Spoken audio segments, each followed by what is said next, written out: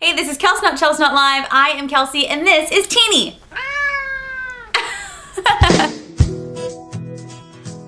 So as you can see, my procrastinating has come to a stop. I am in my newly redesigned revision cave where I will be holding up shop for the next 2 months as I work on my first big pass of revisions on my book Damsel Distressed. Speaking of Damsel Distressed, my book comes out in 17 months. My book comes out in 17 months? Hold me closer, Tony Danza. What, that's not the lyric? And over the course of those 17 months, we have lots of exciting things planned. So if you're interested in being a part of the front line as we start to organize things and plan ahead for the future this summer, please do consider joining the street team, Team OM Jen. Jen, of course, is short for Imogen, the main character in my novel, by following the link in the description and signing up through the Google form. I would be forever grateful. So earlier this week, I had the chance to talk with my editor, Danielle. She pointed out that I was doing something that was damaging, something that was a waste of my energy and my time. She told me that I was being too hard on myself. Now, show of hands, please. Who is tough on themselves? That's a lot of you. So that very same night, I'm speaking with my husband, Darren, and I'm telling him that I have to have this done by this certain time, and I'm going to try and get my book done even sooner than she requested it, so that she will think that I am responsible and organized and talented and special. And he's like, just calm it down. My number one flaw.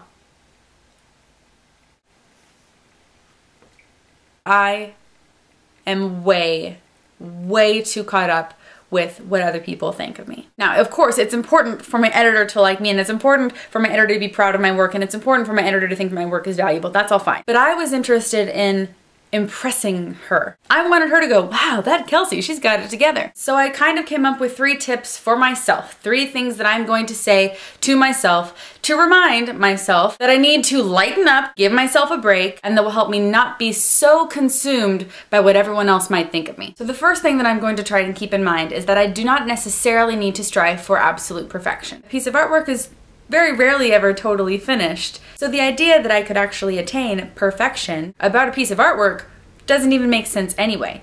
I can do the best that I can, and I can put out the best possible book that I can, and I can put in my very best effort, but there's no need to strive for a level of perfection that may not actually exist in the art form. The second thing I'm going to try to do is treat myself like I would treat any one of my CPs, any one of my critique partners. Sometimes when I'm talking to myself about my work, I'm exclusively critical and negative, and that is not even giving myself the courtesy that I extend to my friends and colleagues. It is only fair that I treat myself with the same level of respect and love and compassion that I treat other writers. And lastly, I'm going to try and maintain balance. It's important for me to work and be focused. It's important for me to avoid distractions as much as possible. Ooh, shiny, ooh, shiny, ooh, shiny, ooh, shiny. But it's important for me to make sure that I don't just narrow in and ignore the fact that there's a whole beautiful world on the outside of my revision cave, and that by being a part of that world, I can also become a better writer. If you are hypercritical of yourself, I hope that these 3 tips will help you to understand that it is very, very important, not only for your skills as a writer,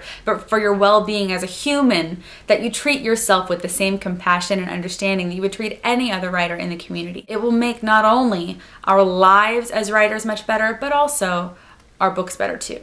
Last but not least, over the next few weeks, I'm going to be working really hard on revisions, and I sincerely hope that there will be no interruption in your regularly scheduled Kelsey programming, but my book comes first. So if there's a week that I just can't get a video out, please know that I love you and I'm here, and I'm working really hard so that my book will be the very best it can be. I'll see you guys next week. Thanks so much for watching.